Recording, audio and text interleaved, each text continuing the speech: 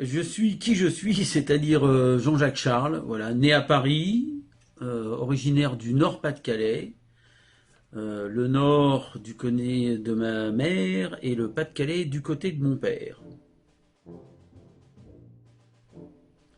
Alors du plus loin que je me souvienne, j'ai toujours voulu être musicien, je le suis toujours et je pense que je le serai ad vitam aeternam. Mais enfin, il y a un atavisme, puisque le premier musicien dans ma famille fut mon arrière-grand-père, mineur de fond et musicien, puis mon grand-père.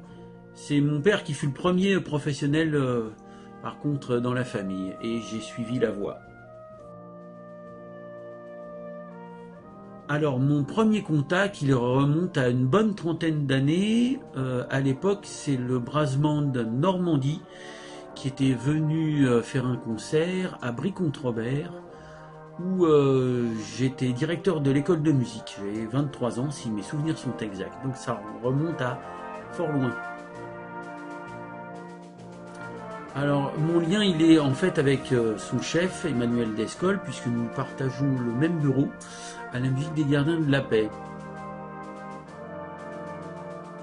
Alors, il ne s'agit pas véritablement d'une composition, mais plutôt d'un arrangement, puisque c'est l'hymne à l'amour, la fabuleuse chanson interprétée et immortalisée par Edith Piaf, mais avec une petite astuce, puisque je mélange l'hymne à l'amour et le boléro de Ravel. Voilà, c'est la petite astuce.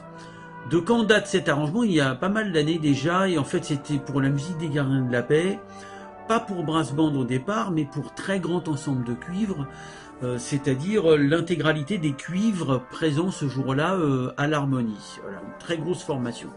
Après, je l'ai décliné pour brass band et je l'ai même redécliné pour d'autres formes d'ensemble de cuivre. Il y a même une version pour harmonie et il y a même une version pour orchestre symphonique. Donc vraiment celui-là, il a tellement plu que je l'ai transformé, réadapté au petit bonheur. C'est surtout des demandes que l'on m'a faites par la suite. Eh bien pour moi, il n'y a pas assez de place donnée à la musique française, du moins pas encore. Alors j'y réfléchis beaucoup, parce que évidemment, bon, cette tradition qui vient des pays anglo-saxons, elle a envahi la France à nouveau. D'ailleurs, je trouve ça très rigolo, puisqu'elle est composée d'instruments de la famille saxe, donc mis au point à Paris, et puis ils se sont appropriés nos instruments, et enfin on les fait revenir sur notre territoire grâce au brass band. Donc le voyage est assez curieux. Alors mes prochains projets, il y en a toujours beaucoup. Là actuellement, je travaille beaucoup sur la musique de Gabriel Pierné, compositeur français qui trop peu joué à mon goût. Alors bon, nous sommes dans l'année Sarah Bernard, donc il y a un lien entre Gabriel Pierné et Sarah Bernard. Donc en ce moment, je suis dans beaucoup de transcriptions de ce compositeur, mais il y a toujours des compositions. Alors pour brass band, j'en ai d'autres aussi à mon arc.